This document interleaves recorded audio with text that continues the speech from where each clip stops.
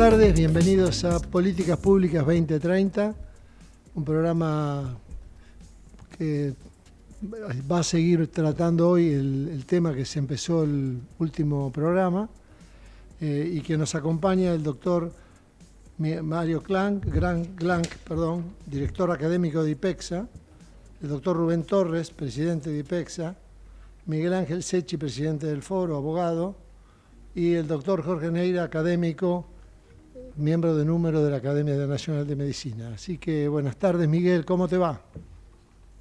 Hola Horacio, bueno, buenas tardes a todos, felicitaciones por tu tarea de producción. Como siempre remarcamos, que es antes, durante y después del programa, toda vez que aquel que no tiene oportunidad de escuchar en vivo hoy recibe entre el viernes aproximadamente la grabación por todas las redes sociales, por todo el país, porque nuestra idea es tratar de que las políticas públicas sean federales y en base a, a las pautas que exponen nuestros importantes participantes, tanto del día de hoy como del jueves pasado, que esto es continuidad. Hoy saludo y me retiro, pero siempre quedamos en compañía del gran coequiper Jorge Neira. No sé si está por ahí. Acá estoy, muchas gracias. ¿Qué tal, Jorge? ¿Cómo estás vos? ¿Cómo te va, Miguel? ¿Qué decís? Hola, Horacio, hola, Mario, hola, Rubén. Hola, Jorge. Me puedo, Hola, Miguel. es salud y despedida porque un compromiso importante familiar me requiere, pero muy agradecido. Bueno, muchas gracias, Miguel, anda tranquilo, felicitaciones a la quinceañera. Y hola, Mario, ¿cómo estás? ¿Cómo está Hola, Rubén? Jorge. Buenas tardes. Gracias, Miguel, como decía Miguel, el otro día tuvimos una reunión con el tema de las nuevas medidas desregulatorias, por así decir, con respecto a salud, sobre todo por el tema este, de la direccionalidad, digamos, de la cobertura hacia las prepagas y bueno, esto nos generó una cantidad de opiniones al respecto, sobre todo por lo que queda como duda de cómo va a seguir la seguridad social. Vos que tenés tanta experiencia, Mario, empezaría por vos porque ya Rubén hizo el comentario, pero me parece muy importante que después se sume. Estás ahí, ¿no? Supongo, Rubén, porque está la foto, Aquí pero estoy, Jorge. Buenas tardes a todos. ah, ¿cómo te va? ¿Qué decís? Este, Hola, Rubén. Rubén, sí. Bueno, queríamos preguntarte a vos qué te parece, cómo ves el tema de la transferencia directa y sobre todo, qué va a pasar con la seguridad social como estructura, ¿no? Como su capacidad operativa. Bueno, ¿cómo ves vos esta situación, Mario? Bueno, ¿qué tal? Buenas tardes. No me tuve oportunidad de saludar a Miguel. Hola, Jorge. Hola, Rubén. Y gracias por la invitación. Te voy a dar una respuesta corta. La respuesta corta es, como lo veo, mal. Ya está. Esa sería la respuesta. Y lo veo mal por dos cuestiones, ¿no? Primero, en primer lugar, porque antes que sucediera esto, la situación de la seguridad social ya era una situación crítica. Voy a dejar consignados y cargados en las mochilas todas las críticas que se le pueden hacer a la organización, gestión, transparencia y administración de la seguridad social desde, no sé, desde los 70 en adelante. Sí, quiero que esto quede consignado, quiero que este esté. Ahora, tenemos 17 millones de personas que están debajo de ese paraguas. Un paraguas que a octubre del año pasado, esto por un trabajo que hizo justamente IPEXA con ProSanity, mostraba que el 75% como mínimo de las obras sociales existentes no alcanzaban a cubrir el PMO. Esto quiere decir que desde el punto de vista estrictamente contable están quebradas. Esa situación es la situación de cualquier empresa que se enfrenta a costos crecientes, porque la espiralización de los costos en salud así lo viene planteando, y al mismo tiempo a ingresos decrecientes. ¿Qué ingresos decrecientes?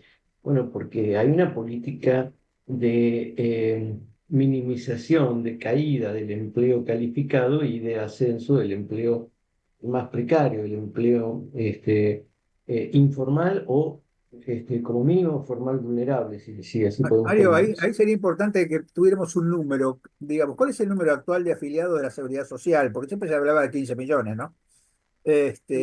Y ahora me parece que eso tiene que ver con el empleo, con la tasa de empleo que ha bajado, con un salario que está estable, pero que no sé, digamos, qué relación tiene con la inflación, este, porque, digamos, es fácil de entender lo que vos decís en la medida del descenso del aporte, además de la calidad del aporte, no solamente el descenso en cantidad, sino en calidad del aporte, porque no sé, es un Hay que ver pequeño algo. para que la gente entienda, Ah, porque no todo el mundo hay, tiene. Está bien, está muy bien. A ver, nosotros tenemos 6 millones de personas que están incorporadas como trabajadores activos formales en el sector privado. Este número es el número de un sector privilegiado de la población. Hoy por hoy, quien tiene empleo formal, seguridad social, un salario garantizado por convenio, perspectivas de jubilación, está en una situación claramente ventajosa en relación al resto, ¿no? Tenemos que dejando de lado a lo que debe quedar, que son alrededor de 2 millones de empleos públicos, porque bajó mucho en el curso del 2024. No tengo la cifra exacta, lo que te pido por favor que se entienda que esto es una aproximación. Está bien, Si pero es una quieren en el aproximación sí, sí, muy probable, sí, digamos. si quieren Tiene su números parte. precisos, los tengo. Luego tenemos otros 50, una población equivalente que está en empleo precario o en empleo informal. Y ahí tenés una masa de monotributistas o directamente de no aportantes que están en lo que comúnmente se denomina negro. La caída de empleo en la Argentina se estima que es de alrededor de 180.000 puestos de trabajo, que no pega de una manera tan fuerte en el desempleo porque el mundo cambió y hoy la tecnología brinda alternativas que hacen que para lo que alguna vez fue el indicador estadístico de desempleo, hoy no lo es. Ejemplo, un trabajador calificado que de pronto se queda sin trabajo y pasa a conducir un Uber o pasa a repartir un Rappi, ese es un ocupado. Entonces, el puesto de trabajo se perdió, el empleo formal se perdió, pero no impacta en la tasa de desocupación, porque Claro. cuando le preguntan si está ocupado o no está ocupado, está ocupado.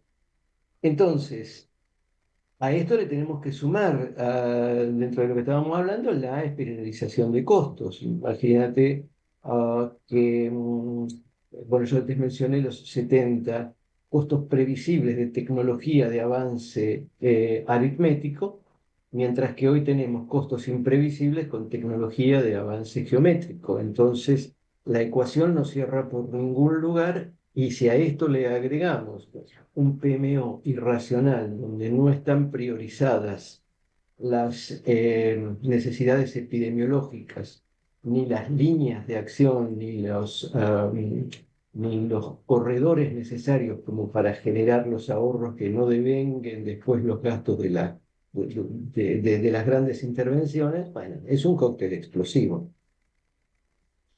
Si me dejas, si Sí, sí, puedo dale, seguir un dale. momentito más, bueno, dale. Sobre esto hay un muy buen diagnóstico, que es el de decir, esto está en una situación que requiere modificaciones urgentes. Hasta ahí estamos de acuerdo.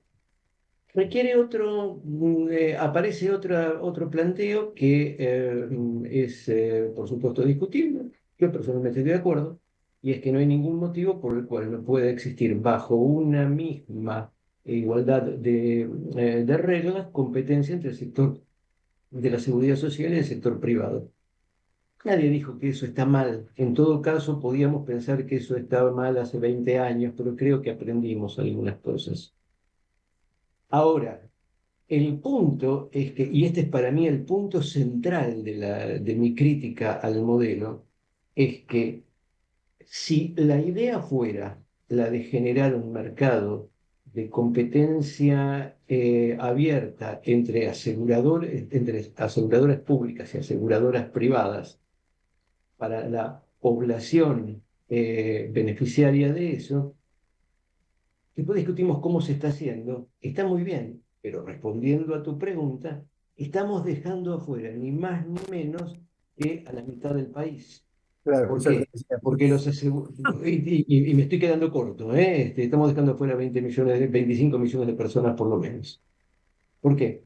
Porque estaba explicando antes, porque a los únicos que involucran esto es a quienes están adentro de la seguridad social, quienes están adentro de las empresas de medicina y a quienes tienen empleo formal.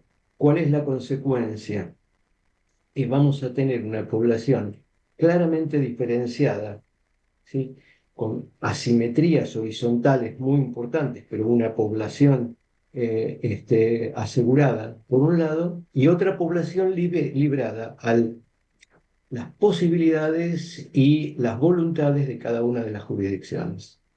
Y esto va en contra del universalismo que uno sostiene Sí, de para la equidad, cualquier va en contra de política la pública. equidad eso, ¿no? Claro. Por supuesto, por supuesto. Sí, otra cosa que a mí me preocupa, que como Rubén lo ha comentado muchas veces, es el tema de la cantidad de obras sociales. ¿Qué va a pasar con las obras sociales que tienen bajas cápitas, por ejemplo, ¿no? Estos que son casi sellos de goma en cuanto a esta situación, porque, digamos, antes era un intermediario financiero, por así decirlo, ¿no? Entre el socio y la prepaga, digamos, o entre la persona, el trabajador y la prepaga. Hoy, ¿qué va a pasar con eso? Digamos, el que se atiende en el sindicato pequeño, ¿cuál es el Mm. futuro de esa persona? ¿Cómo lo ves vos? Así como están planteados, no tiene ningún futuro. ¿Pero a Y dónde en se última atendería instancia, esa gente? Porque, digamos, uno está ah, acostumbrado, por ejemplo, como en México, en Brasil, que está, o en Chile incluso, que está el Hospital del Trabajador, que es un hospital para todos los trabajadores, no es un hospital para cada uno de los gremios, ¿no? Esta cosa atomizada que uno se pregunta qué sentido tiene, porque eso le quita equidad al gremio. totalmente. Le quita equidad, es inequitativo para el trabajador. Si vos tenés WOCRA, no es lo mismo que tenés o sea, el Sindicato del Vidrio. Yo no los conozco, pero digamos, me da la sensación de que la capacidad operativa de WOCRA este, o de la UOM o de alguno de ellos es mucho mayor que la de un sindicato más pequeño. O sea que ya No, desde no, ahí sí. partimos de una base de inequidad. Y ahora esta inequidad, ¿cómo se va a manifestar? Digamos, si uno es un sindicato pequeño y está afiliado a un sindicato pequeño, ¿quién lo va a atender? Digamos? Bueno, a ver, acá entramos en el segundo punto que mencionábamos. Ya nos estamos metiendo adentro de ese escenario. Digamos, nos estamos metiendo adentro del 40-45% de la población asegurada. Vamos a olvidarnos por un ratito del resto y hablamos de cómo se está haciendo esto. Bueno, ¿cómo se está haciendo a la que te criaste? ¿Qué va a pasar con estas? Porque acá hay dos problemas distintos que vos estás mencionando. ¿Por qué?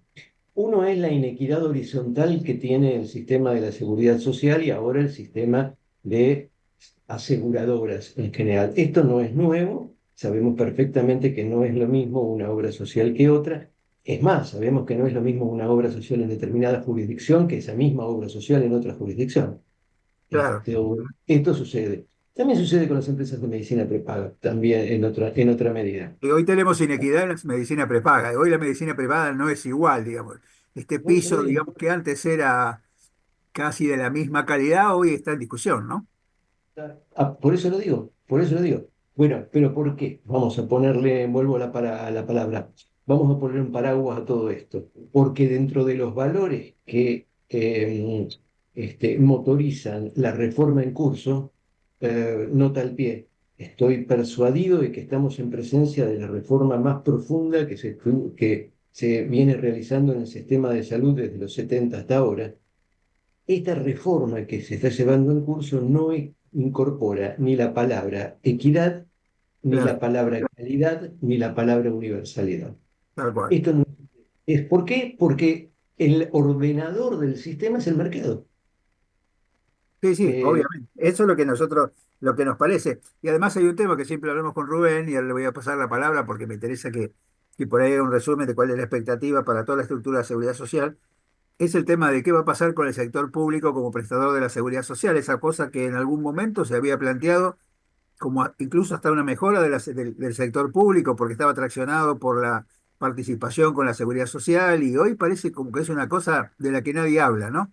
La medicina pública es algo que va a depender de las jurisdicciones y cada uno va a dar la mejor prestación que pueda. Eh, no sé si eso vos pensás lo mismo, porque digamos, el sector público no se escucha nunca al hablar del sector público. Parece que el sector público no existiera, ¿no? que es algo que, digamos, que depende de los demás, digamos. No sé, vos cómo lo ves. Ah, antes de escuchar la opinión de Rubén, mira, pienso esto, creo que esta es una enunciación oximorónica, porque cuando se está planteando que, claro, pero si yo parto de que el valor supremo a sustentar como política económica es el del equilibrio fiscal. ¿Está muy bien? Ok, Bien, estamos de acuerdo. ¿Cómo perfecto. se logra ese equilibrio fiscal? Estoy hablando desde la mirada de la gestión en curso. ¿Cómo se logra ese equilibrio fiscal? Bueno, básicamente tres pilares. Primero, el de el congelamiento y reducción del gasto público a partir de salarios y de jubilaciones. Segundo, las transferencias a las provincias. Y tercero, la obra pública, la parálisis de la obra pública. Muy bien. Ahora vamos, bajo ese escenario, a decir, ok, las provincias tienen potestad plena en relación a salud y son las que se tienen que ocupar del gasto público. Ah, fantástico. Pero resulta que los recursos autogenerados por las provincias son absolutamente asimétricas entre sí Claro, y la muy precaria compensación que da la coparticipación no es suficiente como para garantizar un flujo adecuado, particularmente cuando se dan las circunstancias que decía antes, que están cortadas las transferencias a las provincias y que está parada la obra pública. Entonces, dicho académicamente, te tiro todo el paquete de la salud pública y de la claro, hacete educación cargo, pública, hacete cargo. hacete cargo y la plata que la ponga quien pueda, qué sé yo, arreglate. Por eso yo decía que la gente queda atomizada en este punto en 24 jurisdicciones asimétricas que dependen de la posibilidad y de la voluntad también, porque tampoco para todas las jurisdicciones, para todas las provincias, los estados provinciales, la salud tiene la misma prioridad en un caso que en otro. Hay provincias que se diferencian claramente entre una y Claramente, otra. claro. Claramente, claramente. Incluso hasta la estructura de base, digamos. Jujuy tiene un sistema de atención primaria de salud que es muy desarrollado, y otra, Ujú. o Neuquén, digamos, que es un ejemplo, de Claro. como fue siempre, Neuquén fue siempre un ejemplo de lo que era la salud, digamos, y otras provincias están Anda como en la Formosa. época, digamos, de Carrillo, antes de Claro. Carrillo, me parece, ¿no? Antes de Carrillo, claro, claro, claro. Sí, sí, por supuesto, anda Formosa. Claro. Por ejemplo, Donde ¿no es además cierto? ahí en Formosa hay un clientelismo por el tema de que del mayor del trabajo público, no hay una gran dependencia del sector público y entonces hay una cantidad de cosas. Por eso es que no existe la equidad en nuestro país. Yo creo que es algo que no solamente no existe en cuanto a la atención en el segmento que te corresponde, sino además que depende del lugar donde estás y volvemos otra vez al código postal de Rubén, ¿no? Exactamente, frase señera, ¿no? Sí, frase señera. Rubén, ¿y cómo ves vos el tema, en base a lo que decía Mario, cómo ves el futuro de la seguridad social? ¿Cuál sería el futuro de la seguridad social? ¿No sería mejor que hubiera un instituto del seguro, como hay, digamos, en algunos países, donde el seguro se hiciera cargo, todos los seguros sean iguales, independientemente del lugar de donde de donde proviene el trabajador? A ver, Jorge, mira, yo quisiera volver para poder responder tu pregunta Dale, sobre dale. una pregunta que vos le hiciste a Mario hace unos minutos atrás, ¿no? Vos le preguntaste cuánta es la gente que está cubierta por la seguridad social en Argentina. Exacto. Y más allá del número de gente que esté cubierta en la seguridad social en Argentina, eh, también tendríamos que definir cuáles son las características de las personas que están cubiertas en Argentina. ¿Y por qué te planteo esto? Porque, a ver, volvamos atrás y vayamos a la historia. Cuando se crea la seguridad social o cuando se pone en funcionamiento el sistema bismarckiano en Argentina, es decir, estábamos en una etapa de casi pleno empleo o de muy importante empleo formal, donde además, como decía muy bien Mario, el gasto sanitario era menor porque no se disponía de esos recursos. Y a partir de ese momento y por una decisión del gobierno de entonces, se dejó en manos de la seguridad social, de las obras sociales, el peso de sostener el la mayor respuesta a la salud pública en Argentina. El Estado paulatinamente se fue retirando de esa que es una función esencial del Estado, nacional, provincial. Esa situación persiste hoy y por eso te decía que más que la pregunta de cuántos son los que están hoy en la seguridad social, la pregunta es de quiénes son los que están hoy en la seguridad social. No, está clarísimo. Volvamos a la historia. Es decir, hace 20, 30, 40 años atrás, quienes estaban en la seguridad social en Argentina eran en un 95% empleados formales en relación de dependencia. A partir de las sucesivas incorporaciones que se hicieron al sistema, hoy uno de los porcentajes más importantes y el que crece más aceleradamente en el marco de la seguridad social son los monotributistas, Claro. que en términos financieros aportan menos de la mitad de lo que aporta el promedio de los empleados formales. ¿Por qué digo esto? Además, sumale a esto, porque la caída sostenida del salario promedio en dólares que ha tenido Argentina en los últimos años. Por lo cual, pensar que ese sistema de seguridad social, más allá del número que tenga, puede seguir siendo el sostén principal de la salud en Argentina, me parece que es una cosa que cae de suyo, que es absolutamente imposible. Entonces, la pregunta siguiente es, ¿qué va a hacer el Estado para recuperar su papel principal y su deber principal como financiador del sistema de salud pública? Porque esto sí sería una pregunta, digamos, a discutir entre todos los argentinos. Porque si tenemos un Estado que nos brinde a todos, decía muy bien Mario, como indican todas las reglas internacionales y todas las discusiones internacionales, un sistema de salud equitativo y universal, que ese es el objetivo básicamente de la política sanitaria.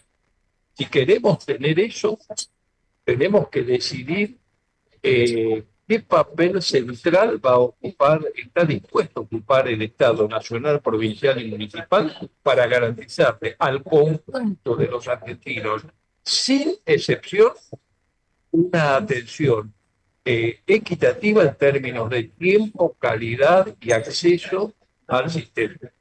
Y después sí, después que yo logre esto, dejo librado al mercado que aquellos que quieran acceder a alguna amenidad, como decimos así, es decir, alguna cobertura, digamos, diferenciada en términos de características de internación, en términos de características de De los confort, determinados. claro.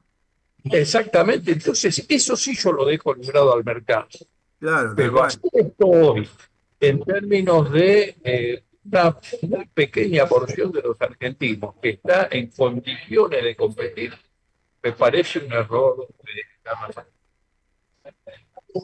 Y digamos, ¿vos cómo ves el tema de lo que le preguntaba Mario con respecto a a esta variabilidad, digamos, de las obras sociales y su futuro, digamos, ¿no? Porque, digamos, el 60% de las personas que se atienden en menos de 10 obras sociales y el resto se atiende como, digamos, ¿cuál es la seguridad que tiene de tener una atención, digamos, aceptable, por así decirlo, para no decir equitativa, pero es aceptable, ¿no?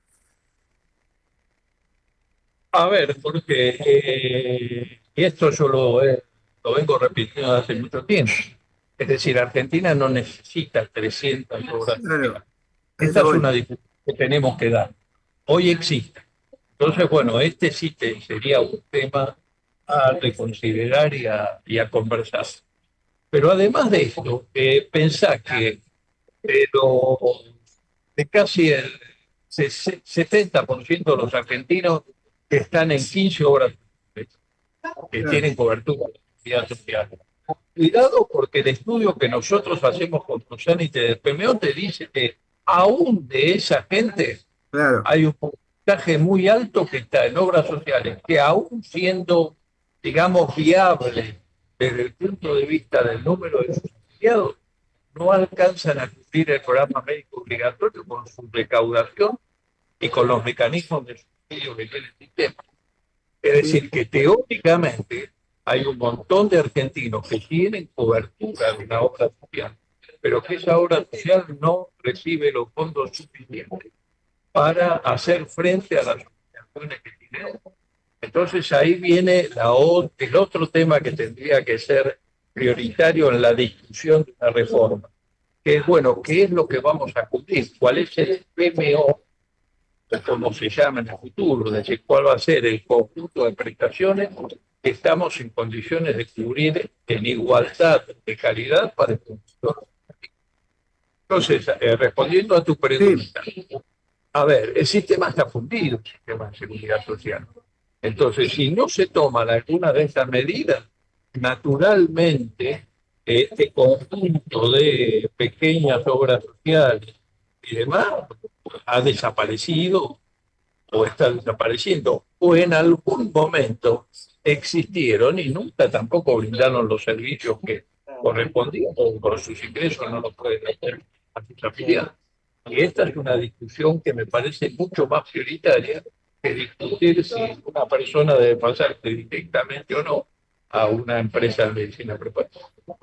Sí, lo único que uno se plantea es, ¿podrá existir, digamos, algún PMO sin tener una agencia de evaluación de tecnología? Un PMO razonable, sin tener una agencia de evaluación de tecnología, porque al fin y al cabo, ¿de quién depende el PMO, ¿no? Depende de lo que sale, digamos, de la innovación, cosa que es buena para la gente, pero sabemos lo que significa la innovación y sobre todo en nuestro país donde los precios son precios que, que nadie regula y que de pronto son casi incompatibles, porque cada cosa que sale nueva, con el tema de que tiene que pagar la investigación que se desarrolló para llevarla al frente, tiene valores que quizás sean mucho más elevados de lo que uno podría llegar a pensar que puede tener algún justificativo, ¿no?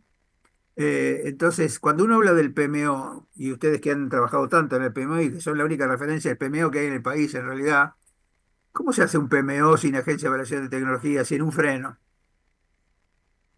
Mario, Rubén, como quieran. ¿Me permitís, Rubén? Quisiera ir un pasito más atrás. Naturalizamos cuando hablamos del PMO el hecho de que ese PMO, que a ese PMO tenga solamente acceso a la población asegurada en el sector privado. La primera gran inequidad, la primera gran Claro, tal inequidad cual. es que a pesar de que es malo, a pesar de que se vio sujeto a un montón de condicionalidades y lobbies fueron poniendo por la ventana prestaciones, o sea que no es más que una canasta de prestaciones y que no está ni protocolizada ni tiene ninguna definición sanitaria más allá del conjunto, pero por lo menos es un cuasi derecho reclamable por la población que está beneficiada con eso. Marito, La quédate ahí que tenemos que ir a un corte. Vamos a un corte y seguimos porque este es el punto que me parece que tenemos que tratar ahora en la segunda parte. Así que nos vamos un ¿Cómo, minuto, entramos por el mismo link y nos vemos cómo no? en un minuto. ¿Cómo no? Gracias Mario, gracias Rubén. Al contrario.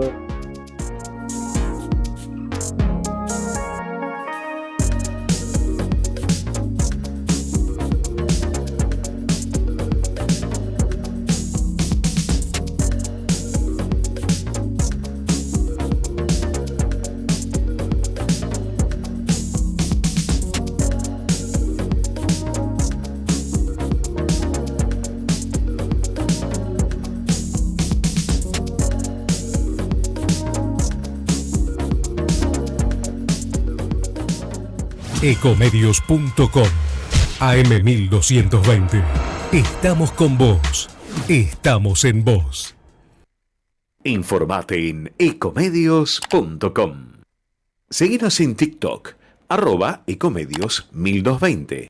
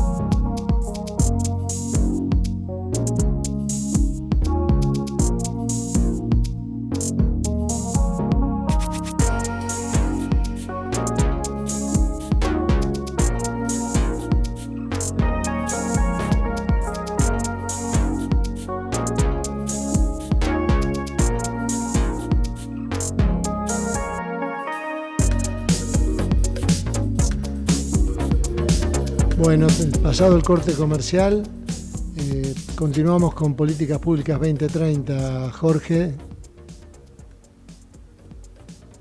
Horacio, y está entrando Mario, así que vamos a darle un minutito para que Mario se Sí, conecte. y creo que Rubén Y también está entrando. sí, sí, Rubén ya está, pero como estaba hablando Mario, Ah, hola, Yo perfecto. también, sí, yo ahora también, estamos. yo también. Estabas hablando, Mario, del tema del PMO que compartimos totalmente, ¿no? Dale. Sí, hablaba de la naturalización del hecho de que semejante asimetría de derechos la tomemos como un hecho dado.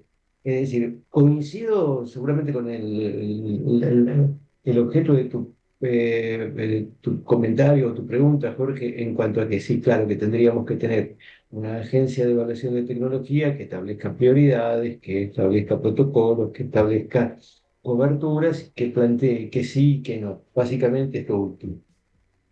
Es mucho más difícil. Ahora, está muy bien. Ahora, vuelvo a lo mismo. Las políticas que se están desarrollando conduce a una elitización del cuidado de la salud destinado solamente a aquellos que en forma predatada o postdatada puedan pagarlo. Tanto pones, tanto recibís. Aunque sea el 9%, pero el 9% de un sueldo así te da algo diferente al 9% Claro, de un obvio. sueldo así de grande. Nota al pie, vamos a ver qué pasa con los pagos complementarios que ahora las personas que van directamente a las prepagas tienen que pagar Bueno, cuando... eso estaba por comentarte, que en realidad me parece que hoy el pago de bolsillo se ha incrementado no solamente por lo que tiene que pagar como copago, sino además por el costo de los medicamentos que se ha incrementado y la cobertura ha disminuido, con lo cual además hay medicamentos que ahora son de venta libre que antes se vendían por la cobertura. O sea que me parece que hay una cosa que se está medio dejando de lado, que hay un aumento digamos, del aporte del bolsillo, digamos, del asociado hoy al sistema, ¿no? Bueno, perdón, no quiero... Tengo la idea de que me parece que estoy hablando demasiado, pero si es así, por favor, discúlpenme. En este momento, a partir de la resolución que libra el precio de los coseguros y que cada una de las entidades está en derecho, en condiciones de fijarlo por su cuenta, no hay manera de conocer cuál es el gasto de bolsillo. Absolutamente. Es imposible porque además es absolutamente discrecional. Absolutamente. Y además porque por lo que vos mencionabas también del tema del gasto de medicamentos UTC, es decir, aquellos que no son, aquellos que son de venta libre. Eh, la información ahora se dispersa a todos los puntos de venta que aparecen, que más allá de lo que la norma dice, aparecen por todos lados. Y por un hecho además muy, muy significativo, muy importante. Si uno mira la cantidad de unidades dispensadas, bajó en un 14%. Claro, Pero sí. no hay una idea de cuál es la calidad, porque esto lo ve cualquiera que se asome a una farmacia y hay que hablarlo con un farmacéutico. Va una persona con una prescripción de tal vez 3 medicamentos vinculados con una enfermedad aguda o con una enfermedad, no importa, una enfermedad, vamos a ponerle, vamos a decirlo de esta manera, una infección. Hipertensión y diabetes que son No, las pero de todos los días. es que quiero ir a una que duela, a una que produzca dolor Ah, sí, físico, una una infección artrosis. urinaria. Sí. Por ejemplo, entonces, ante el costo del tratamiento prescripto, la persona dice, bueno, dame un ibuprofeno, y se va con el ibuprofeno. Entonces, no es solamente la cantidad de moléculas que caen en este punto, sino No, te también entiendo perfectamente lo que decís, claro. la Sí, calidad. además hay una cosa, hay una falacia que dice que, bueno, gracias al tema de los medicamentos de venta libre, con lo cual yo no estoy de acuerdo. Yo no estoy de acuerdo en el medicamento de venta libre en ninguno, pero digamos, lo que decían es, gracias a la venta libre, la persona sabe qué precio va a pagar y puede elegir el más barato. Sí, igual lo tiene que seguir pagando él, con lo cual, como vos decís, entre que pague una cosa y pague la otra, tiene que pensar, ¿no? Y a veces el tema es, ¿pago los medicamentos o ceno todos los días? No, no, Digamos, pero vos te referís a al listado de precios de medicamentos que se sacaron la semana pasada. claro, Bueno, claro, yo hice un ejercicio. Tomé una persona con un síndrome metabólico que va a la farmacia y pide, y va con una receta que le prescribe una rosuvastatina. Un hipolipemizante. No, pero todavía la molécula. Rosuvastatina, losartán y no me acuerdo, pero por ejemplo, de rosuvastatina hay 146 presentaciones y concentraciones. Claro, De losartán, 154. claro. Además, laboratorios que en unas cuantas décadas de estar trabajando en esto no los vi nunca. Entonces, claro, no hay nada mejor. ¿Cómo escondes un elefante en una plaza? Y bueno, poniendo 99 elefantes más. Si yo te Sí, doy sí. en esa receta 450 opciones, de las cuales el farmacéutico va a tener 10, en el mejor de los casos, no te estoy dando nada. No, Otra no, tal cosa cual. es Y que además hay otra cosa que siempre hablamos con Rubén, que es el tema que cuando vos te indican un medicamento que tiene 28 comprimidos y vos tenés que comprar 30. Quiere decir que claro, tenés que comprar 2 paquetes porque si no hay 2 días o 3 días que no tomás. Y claro, entonces la gente que claro, hace, y 2 o 3 días no lo toma, porque total dice claro, 2 o 3 días que me va a pasar. Y esto claro. también me parece que atenta, sobre todo en el tema del antibiótico, hay que hay un tema muy grave que es la resistencia bacteriana y el mal uso de antibióticos, no solamente porque se usa mal, porque se indica mal, sino además porque la gente lo toma mal. Bueno, esto es un tema que tiene una gravedad particular. Y ahí me parece que Rubén, me gustaría que nos dijeras qué te parece, cómo sigue esto, porque la verdad que yo lo veo cada vez más complicado. Lo veo más complicado en términos de cobertura para la gente, lo veo más complicado en el tema de, digamos, de qué le va a pasar a la gente en un futuro no demasiado lejano, ¿no?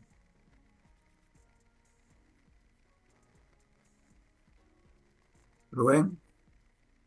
A ver, Jorge, eh, creo que me estás castigando, me dejas las preguntas más difíciles para Sí, pero ¿qué se responder. le voy a hacer? Pero escúchame, Mario es un fenómeno y solamente vos lo podés superar a Mario o estar igual, por lo menos. Así A que ver, es un problema tuyo, no Adelante, mío. adelante, Rubén, dale nomás.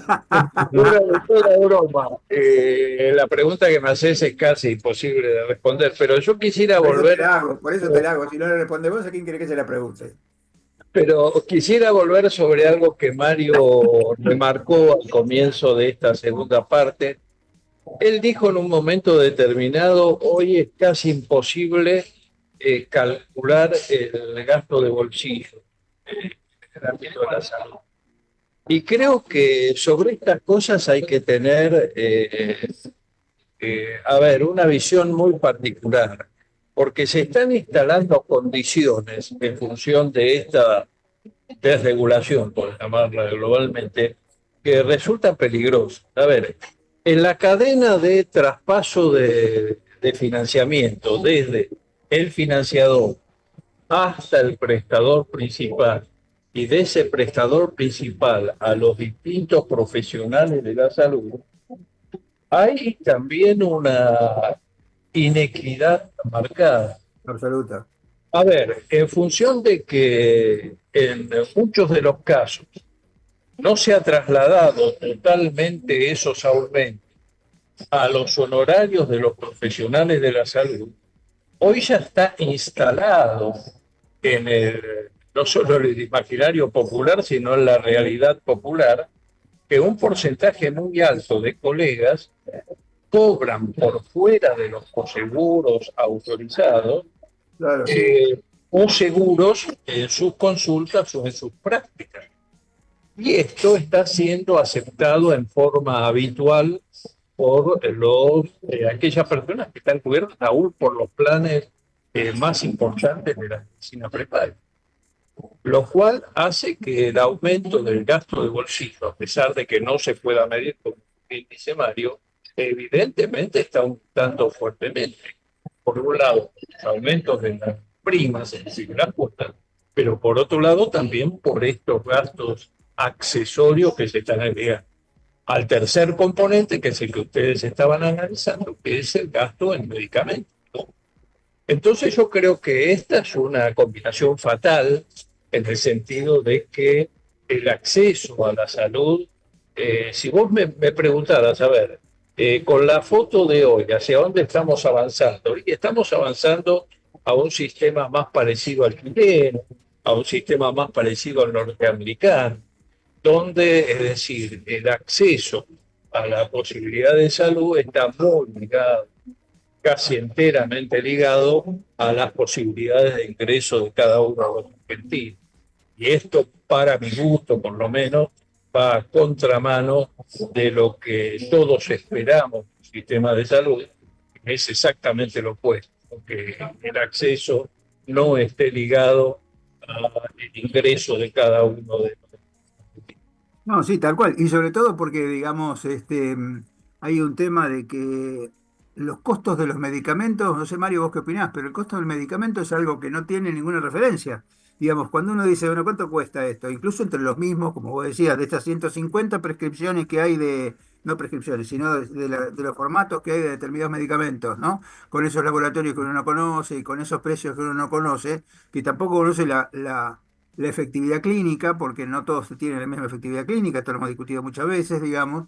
¿Por qué nadie trabaja con estas cosas? ¿Por qué esto es un tema de lobby empresario? ¿Por qué crees que no se toca, digamos, el tema de las empresas farmacéuticas? ¿Por qué no se trabaja con la empresa farmacéutica para lograr, digamos, alguna idea de referencia de precios? Yo creo que hay una definición ideológica en relación a esto. Cuando yo creo que si bien el concepto de que el mercado ordena todo no se lleva adelante en todos los aspectos, el precio más importante de la economía está intervenido, ¿no? Que es el dólar. Este, pero sí en materia de medicamentos. Fíjate vos, una cosa es dar una prescripción por nombre genérico y que esa ley, Rubén fue un activo impulsor de esa ley en sus años de superintendente y con Ginés como ministro, que la prescripción por nombre genérico tenga en su estado puro una posibilidad de que la persona elija sobre el menú que el farmacéutico presenta, y otra es la de abrir todos los precios sin colocar un precio de referencia, que es la Claro. otra posibilidad en ese punto. No lo hacen sencillamente porque no les interesa y porque el lobby empresarial juega a favor de que así sea, porque nuevamente, vamos a las 146 presentaciones de la rosuvastatina. El farmacéutico tiene 5. ¿Cuál te va a vender? El que tenga mejor margen de Sí, que más rentabilidad. rédito, que le dé más rédito, ¿no? Claro, claro, no necesariamente el más barato ni el más caro, el que le dé mayor rentabilidad. ¿Cómo juega la industria en ese punto? Y bueno, lo juega a través de la publicidad, que es el gasto más importante. Bueno, Acá hay yo, un por ejemplo, a mí me fenómeno. parece una barbaridad. Yo cuando, viste, cuando uno ve los partidos de fútbol que aparece la propaganda en el antipamódico, eh, Claro, a mí me parece que es una barbaridad porque desde el punto de vista clínico, una persona con dolor abdominal tiene contraindicado el antiespasmódico, excepto que tenga alguna cosa por lo cual esté justificado, pero son menos las que están justificadas que las que no, y un antiespasmódico mal utilizado en una diarrea o en un dolor abdominal, en un cuadro peritoneal, es una contraindicación absoluta. Y vos imaginate que es como decir, tomá, usá esto, pero sin tener en cuenta quién lo va a usar ni cómo, porque, digamos, ni siquiera, aun cuando te lo indique a ver, vos vas a la farmacia, te lo indica el farmacéutico, ya sería una discusión porque el farmacéutico no estaría en condiciones. De cualquier manera, siempre es mejor que te lo indique el farmacéutico que te lo indique que te atiende la farmacia, que no es farmacéutico. ujú. O si no, que lo tomes porque te lo dicen en la televisión. A mí me parece que es una barrabasada. Yo creo que habría que prohibir ese tipo de propaganda porque son atentatorias contra la salud de las personas. Mira, si vas en algún momento, pasá por Corrientes y Ascuénaga, hay un mural, un aviso publicitario que ocupa en el perfil de un edificio que ocupa alrededor de no menos de 5 o 6 pisos del edificio, pero no de una magnitud Sí, importante. sí, sí, tal cual. Lo que se ve ahí es una persona que, en serio, tiene en la mano una defecación y dice, no, no, no, te lo juro, tengo la foto, la puedo, si me la puedo mostrar. Tiene la foto, tiene la defecación horrible en la mano y dice, con este medicamento se puede. Y la señorita tiene una cara de felicidad absoluta. Claro. Háblame de obstrucción intestinal, Sí, háblame de sí, sí, sí, ilio, sí. háblame Ah, de vólvulos, háblame de prazoles cuando el que tal vez lo va a comprar tiene un helicobacter de este tamaño. no, por eso te digo, me parece que Bueno, es una cosa riesgosa y a mí me parece que este tema, yo entiendo que el mercado, qué sé yo, pero hay cosas que no son buenas, porque todo esto que ustedes están hablando, que es el tema del medicamento genérico, que no tiene la calidad, tampoco hay equidad, digamos, en el medicamento genérico, porque no son genéricos, sino son similares. Todo esto tiene una costo-efectividad en la salud de las personas que aumenta el gasto de salud por utilizar mal la medicación, por tomarla menos, ¿no?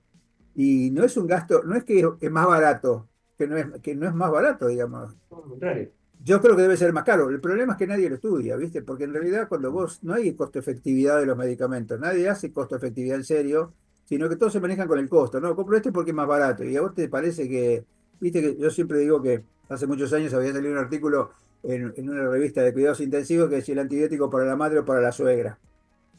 ¿No? Si vos le compras el mismo antibiótico a tu mamá que a tu suegra, y esto era para decir, bueno, ante determinadas enfermedades hay que comprar el antibiótico que vos le comprarías a tu madre. Y a mí me parece que algo de eso hay, digamos, esto lo habíamos discutido cuando hicimos la reunión en la academia con la idea de ver si podíamos ayudar, digamos, a la ANMAT a sacar una nueva propuesta de ley de medicamentos que es del año 67, Mario. Estamos teniendo una ley Sí, de sí, sí, sí, medicamentos sí, que está parcheada, pero que es sí, del año 67. Y estas, yo sí. no sé, a ver, Rubén, ¿qué te parece? Pero ¿cómo se puede vivir en un país donde la ley de medicamentos tiene 60 años?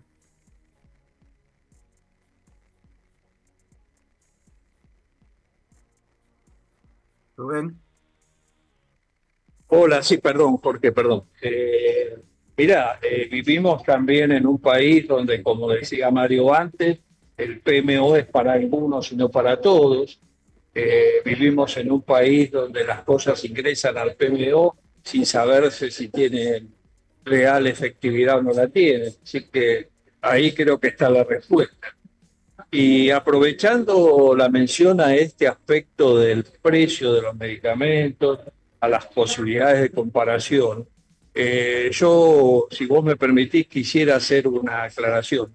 En estos días apareció en la página web del Ministerio una plataforma que permite Sí, comparar los precios de distintos medicamentos eh, para que así el ciudadano pueda elegir aquel que más convenga a sus posibilidades.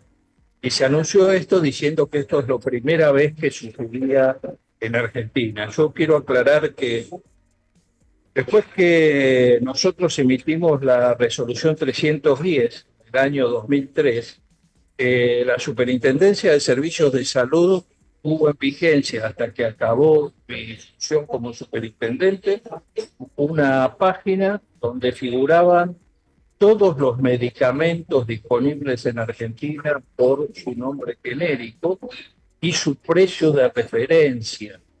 Por supuesto, esta plataforma fue desactivada una vez que yo salí de la superintendencia, pero me parece sí una herramienta importante que ¿qué te parece? soluciona A mí me parece parte. que tener un precio de referencia es algo. Fíjate vos el trabajo que había hecho Luis Servino con el tema de la compra de la seguridad social de del mismo medicamento con el rango de variabilidad, ¿no?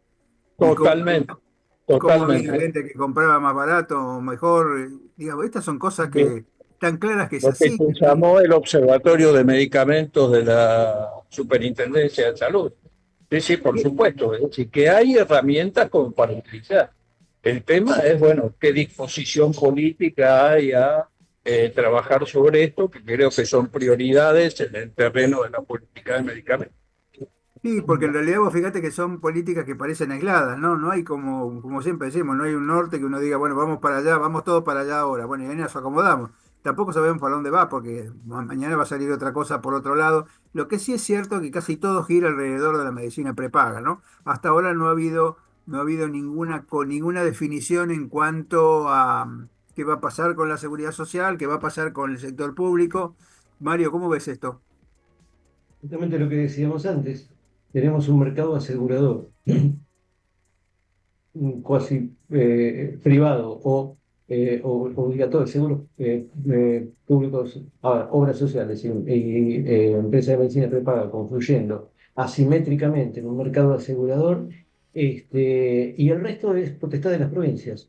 PAMI quedó al costado, por lo menos por el momento, pero creo que básicamente por razones políticas y presupuestales. Es una caja importante que explica el 1% del PBI argentino. Eh, entonces, salvado eso y dejado al costado todavía algunas obras sociales especiales, las que están por afuera del gran sistema, me refiero a universitarias, poder legislativo, poder judicial, etcétera, etcétera, el resto no importa. Pero, a ver, dicho con todo dramatismo, pero con todo realismo al mismo tiempo, lo que le pase a un riojano que no tiene cobertura es problema de La Rioja y que lo hable con La Rioja, con el Claro. gobernador, el intendente o quien sea, y lo mismo con un misionero o con un porteño. Es exactamente lo mismo. Sí, sí. No es que la, Hay una cosa que a mí me parece también importante, es que no se habla del PAMI, ¿no? El PAMI parece que el PAMI está sobreviviendo, por lo que a mí me cuenta la gente que se atiende en PAMI, las dificultades que tiene, porque tiene unas dificultades, hoy parece que me decía ayer un paciente decía, están como de brazos caídos. Vos vas con sí, una pero no, cosa y les da lo mismo, si te das, bueno, no se puede, si no se puede, no se no te puede. olvides, no te olvides que PAMI perdió una fuente de financiamiento importantísima al caer el impuesto país. Guarda Claro. porque eso no se repuso. Entonces, por eso, ese es el verdadero motivo por el que se recortaron las coberturas al 100%, ese es el verdadero motivo por el que caen los porcentuales de medicamentos, y ese es el verdadero motivo por el cual están en el déficit financiero que recae en la Pero no prestación es social. momento ahora, Mario y Rubén, de pensar en una reestructuración del PAMI, digamos que el PAMI no sea, digamos, un plan asistencial, sino que sea un plan complementario de la obra social, digamos, ¿no sería momento como para empezar a pensar en algún cambio innovador, digamos, en lo que significa el PAMI en cuanto a la atención de una parte de lo que llamaríamos la seguridad social del viejo, digamos, ¿no? Bueno, A ver, Jorge, mira, yo voy a hacer referencia, aprovechando que estamos casi sobre el final del Sí, programa. estamos en 3 minutos, así que tiene 1 minuto y medio cada uno. En el programa anterior, yo utilizando el título de un magnífico libro que Mario escribió junto con el doctor Sergio del Prete, que se llama Cambio de Rumbo, Sí, yo lo dije tengo. que me preguntaron qué me parecían estas reformas que se estaban impulsando. Y yo debo aceptar que con muchas de las medidas que se toman, puedo estar de acuerdo en su lógica. Por ejemplo, con el tema de quitar las obras sociales intermediarias. Lo puedo decir con libertad porque lo he escrito en mi libro Mitos y Realidades de las Obras Sociales. Ahora, lo que me da la sensación es algo que vos mencionaste recién, ¿no? Es decir, ¿cuál es el rumbo hacia donde vamos? Es decir, ¿a dónde conducen esta multitud de medidas aisladas? ¿Nos llevan a qué sistema de salud? Hay una ausencia de rumbo, me parece, en el conjunto de las medidas. Una cosa es cambiar el rumbo, que es lo que propone ser varios políticos, pero una vez que uno decida cambiar el rumbo, tiene que decir cuál va a ser la meta y cuál va a ser el sistema al cual apuntar. Y yo realmente debo confesar que no veo claramente hacia dónde va el sistema. O si afino un poco más la puntería, como usted decía antes, creo que vamos a un sistema paulatinamente más desigual. Sí, sí, sí. Bueno, Marito, tenés 1 minuto para ir cerrando. bien, tardo menos. Vamos a la arqueología de este momento histórico. La plataforma electoral de La Libertad Avanza dice textualmente, el mejor sistema de salud es un sistema privado y el mejor sistema educativo es un sistema privado. Claro, Esto en mi para barrio poco. se dice, y bueno, claro, relevamiento de pruebas, no cojeción de partes, relevamiento de pruebas, se decía por ahí, ¿no es cierto? Claro. Sí, a mí me parece que de cualquier manera, digamos, aún con ese concepto básico, digamos, de política, hay muchas cosas que se pueden hacer para que los que no son ricos tengan una cobertura aceptable, ¿no? Porque hay muchas cosas con las que se puede trabajar de lo que hay. Claro, claro, el tema es si te interesa. Claro, Si exactamente. está en Eso es tu, lo que uno si ve, está- eso es lo que uno ve que no, aparte de que no convocan, digamos, a la discusión, como siempre decimos con Rubén, no hay posibilidad de aportar ideas, digamos, tampoco existe la posibilidad de tener una idea de para dónde va el rumbo que ustedes tan maravillosamente escribieron en el libro. Mario, te agradezco muchísimo, Rubén, como siempre, muchas gracias. Siempre te voy a hacer ahora preguntas más difíciles porque sos uno de los referentes para mí, lo mismo que Mario. para Lo eso mismo que está. Mario y lo mismo que mi amigo Van der Koy, que compartimos no solamente hospital, sino colegio. Así que yo él es más viejo que yo, pero de cualquier manera fuimos al mismo colegio y al mismo hospital. Así que muchísimas gracias y nos vemos la próxima. Creo que da para que sigamos conversando este tema, así que por supuesto están invitados y este es el espacio que ustedes tienen para cualquier momento que necesiten. Muchísimas Muchas gracias, gracias, Muchas Jorge. gracias, Jorge. Un Muchas abrazo, Mario. gracias. Un un abrazo. abrazo y Chao. buen fin de semana para todos. Lo mismo. Buenas tardes.